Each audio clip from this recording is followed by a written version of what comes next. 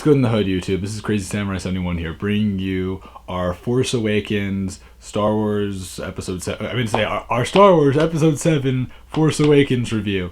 For those that do not know, Force Awakens is out now. I went and saw it. I woke up I woke up pretty early in the morning, and I went to see it. And I had like a 2:00 showing, and it was a pretty long movie. I'll tell you that much right now. It was a pretty long movie.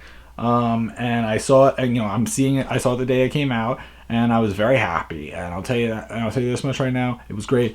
For those that are curious, this is the spoilers video. I did one that is non-spoilers. I should have a link in the top as well as in the description, and maybe even in the comments, basically directing you towards the non-spoilers one if you do not want to hear spoilers.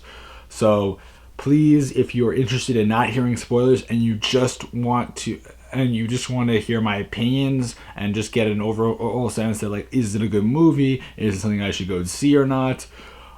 Then check that one. If you are interested in hearing things other than just opinions, then this is where you're going to be. If you want to hear spoilers and stuff like that, this is where you're going to hear it.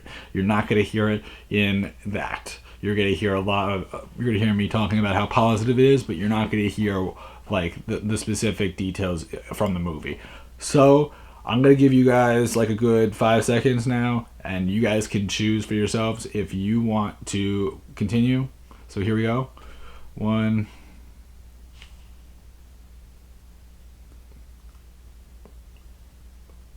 Alright guys, so I hope if you guys chose to switch over, you did so, but otherwise, if you guys have seen this movie, or if you're willing to give up your chance to see it before hearing my spoilers review, then now, like, that was your last opportunity to switch over and see that without seeing the spoilers. But if you're ready now, I'm going to be doing my spoilers review, which will go into both my overall opinions as well as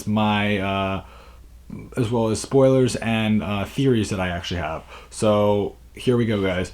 So the movie itself, really, really excellent. You got characters like Kylo Ren, Finn. You got BB-8. You got Captain Phasma. You got a lot of classic characters like Han Solo, Leia,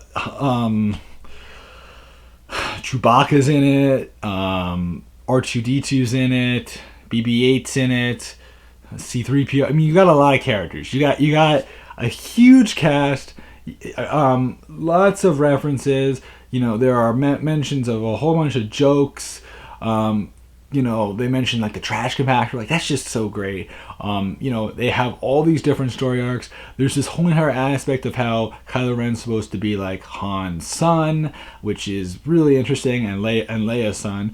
And then there's the aspect of, you got Kylo turning evil, and his original name is supposed to be like Ben Solo. But he turned evil when he changed his name to Kylo Ren, and that's because he's supposed to be the leader of the Rens, and that's like a group or something like that they mentioned, I believe. So it's very interesting. There's also, if you're curious, and I'm guessing you've seen this, there's other characters that are referenced and things along the lines of, Rey is supposed to be Luke's daughter, and it's one of those things that, like, it's kind of hidden, but at the same time, like, you should realize that it's basically true.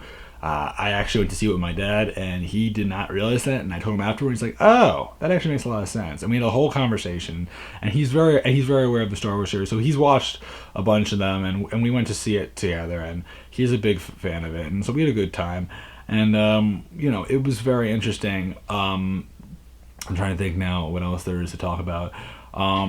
Obviously, there are a lot of references to old story arcs. They also like have some ships and stuff that are referenced, like the AT. They even have like the AT-ATs, and the they have like an Imperial what do you call it? Imperial destroyer, which is just awesome. They have there's X-wings. There's tons and tons of ships. Vehicles are very popular in the Star Wars universe, so it's no surprise that they have that. TIE fighters are back. TIE bombers are back. All those characters are in there in some form. You have so many different characters. They have a new Death Star, obviously, in this one, and the Death Star gets blown up. This Death Star gets blown up, and this Death Star is supposed to be bigger than the previous one. And again, I'm hoping you guys have seen the movie, because if not, then this will be a big shocker. Han does die in this movie. So, yeah. And I am going to say that. Han does die. And it is an unfortunate thing, but at the same time, it makes a lot of sense due to how the scene plays out, which I'm not going to go into detail because, though I am giving spoilers, I don't want to give too much, but I will have to bring up those points. Like, that scene was huge, really big, and I think that if you guys have not seen it and you're watching this even so, I don't want to give you details exactly as to why he died, because if I do, then if someone who's watching this and watching the spoilers video and doesn't want to hear the specifics and wants to and is okay with the bigger topics, then that's fine. I don't want to I want to give information, but at the same time I want to be reasonable.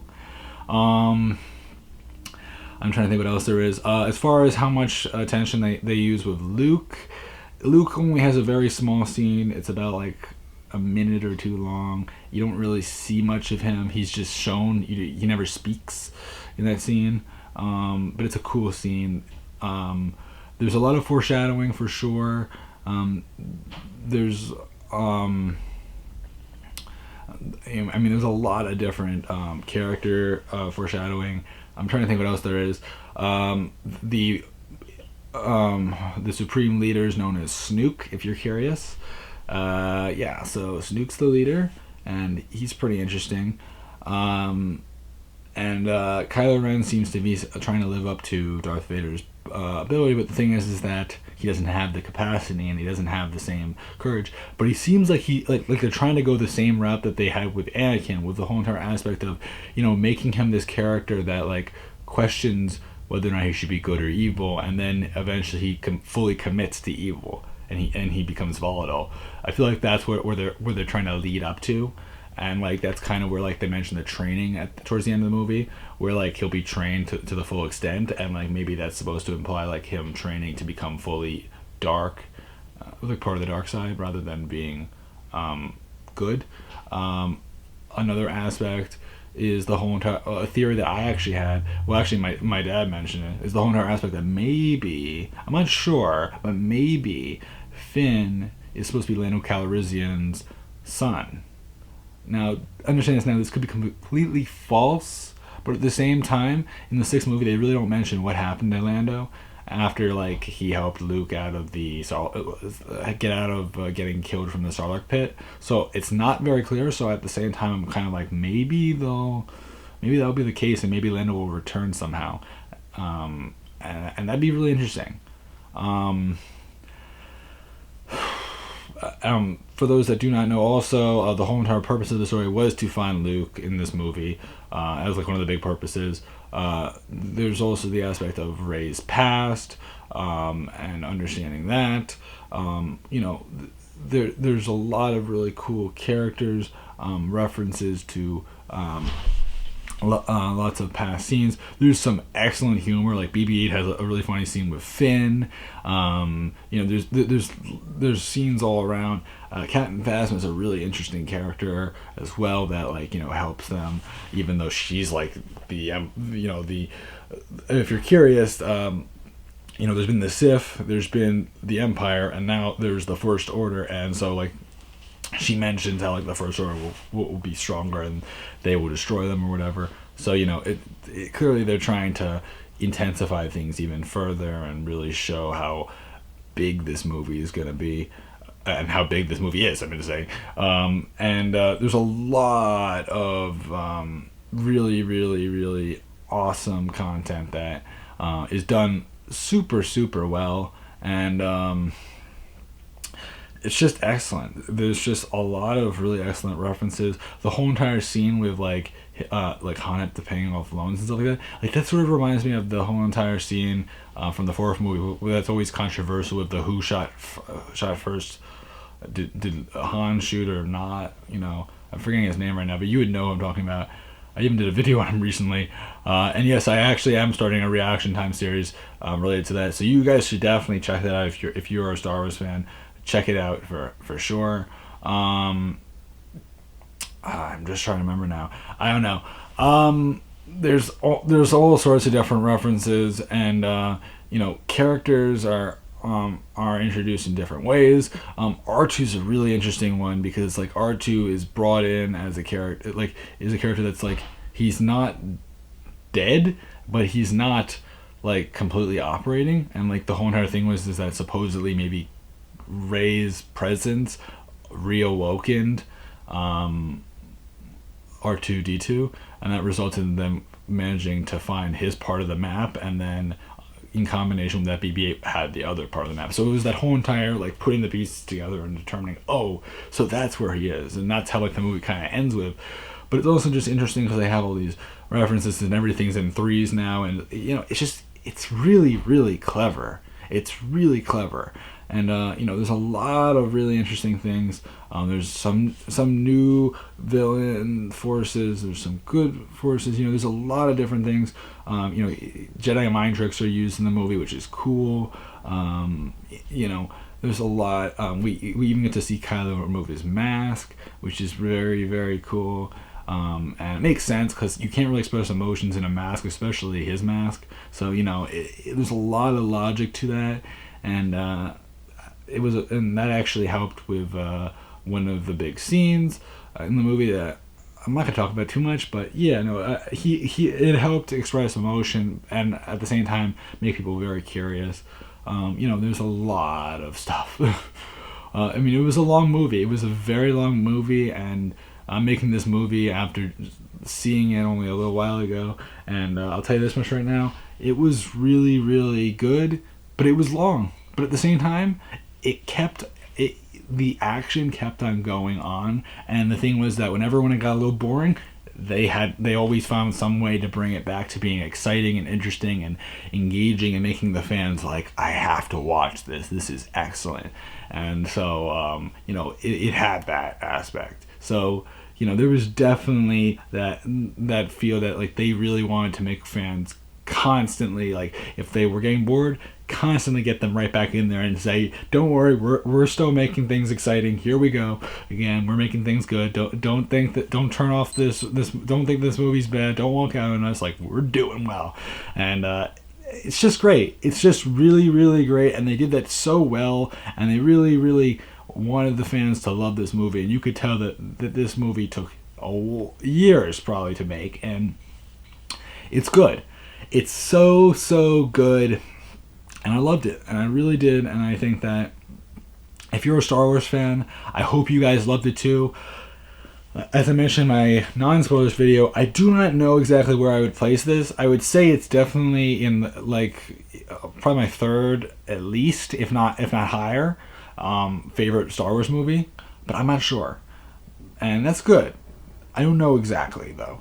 But I really, really love this movie, and I think that it was just done so well. And people that were questioning whether or not Abrams could do it well, don't question him anymore. The guy did pretty darn well for this movie. Like, sure, Disney took part in this, but Disney didn't hurt at all. Like, Disney just helped.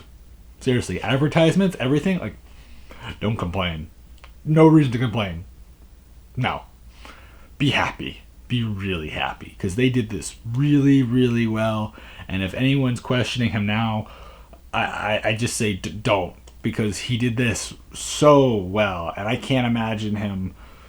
I don't question him, and I'd never questioned to begin with, but for those that did, don't question this guy anymore. He did his part. He did what he needed to do, and this movie was done super well. And he is an excellent. He's done some excellent stuff, and he deserves praise. He does not deserve hate if anyone gives him it.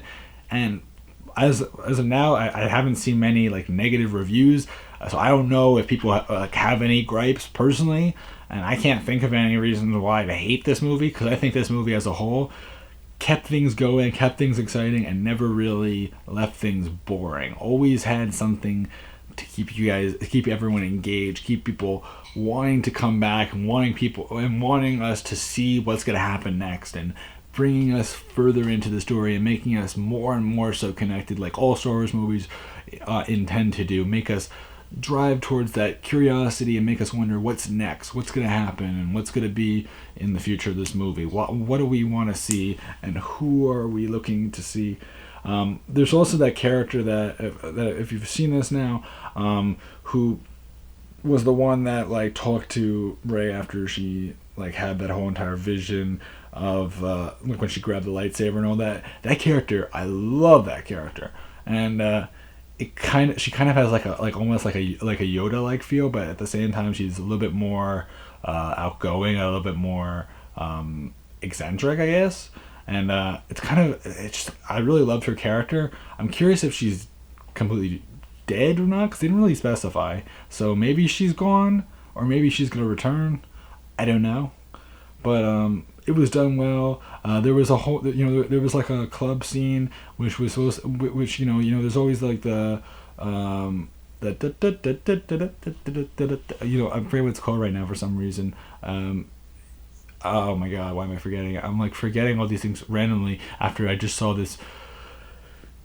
You know what I'm talking about. The something band, and like that kind of was there, but at the same time it was a lot more mellow than the more like toneful, happy-go-lucky version of that. And the other thing is that while they had that, they also even had, like, if you remember the Sixth movie with like the group of people that sang, like they kind of had that thing going as well, but it wasn't like the same group, but it was like a similar concept. So it kind of had both in the same scene, which is kind of interesting, and it was done well. Like it wasn't too much, but it wasn't too little, and it wasn't like overly emphasized. So it's nice. It was a nice balance. Like everything was balanced super, super, super well, and I can't complain. Can't complain. I think that it was that really there was nothing that I could personally say that that really bothered me. I'm curious about things. Like there's a lot of speculations that I'm curious about, and a lot of these things I'm forgetting right now just because it's like it's early in the morning, but at the same time I'm exhausted, so I can't really think. At the same time I can think because I just saw this movie, but I actually discussed a lot of these things with my dad, and like I'm forgetting some things. But there's a lot of really cool plot points. Kylo Ren is such an interesting character, and a character that I'm really looking forward to seeing how he develops further in the story. I'm curious how they'll expand upon Captain Phasma, because they really need to expand more with Captain Phasma, because Captain Phasma is supposed to be like the newer version of Boba Fett. Because we've had Jango Fett, and we've had Boba Fett, and Captain Phasma is supposed to be the current bounty hunter. So I'm definitely looking forward to seeing how they expand upon her character. And yes, Captain Phasma is a girl, if you're curious, and you should be able to recognize it pretty easily in her voice. So it's going to be interesting to see how those characters are explored farther, and also the fact that like most likely Luke is going to train Rey, so it's going to be interesting to see how that works out. And Luke's training Rey while most likely Snoke's training Kylo, so it's going to be interesting to see how they both develop as Jedi and strengthen their abilities. Because I mean, even Rey, even though she had no training, she was pretty good, and she had some pretty amazing knowledge of ships, which was pretty crazy. And you could definitely sense that connection with her and Han, even though they're like they're related, but like they're not like father and daughter. They're like uncle and niece. So there's that whole entire aspect of that, and it definitely is a curious and insightful aspect that makes you wonder more and more so. And it was just done well. It was done really, really well, and there's not much else I can think of. I think Finn is an awesome character. Finn is just really cool. If you're wondering at the end, like you see him and like he looks like he's dead. Nah, I don't think he's dead, and they wouldn't kill him this early. It wouldn't make any sense. And you know, he had such a huge role in this movie, so really I doubt he's dead. If anything, I think he's just badly injured, and he'll probably be fine in the next movie. One thing that I never understood what the purpose was with it was that apparently C-3PO's like one of his arms was red, and they and they had to have like another arm attached, which they never really explained why that was. And like they even said that they might explain it, which is why I was kind of like, why didn't you explain it? I'm kind of confused because I don't remember there being an incident in 4, 5, and 6 where that ever happened, and like 6, you know, he became like the leader, like he was praised as like this king of the Ewoks or whatever. And personally, I don't remember the Ewoks stealing his arm, so I don't know. I'm like ready to fall asleep or something right now, but I can't.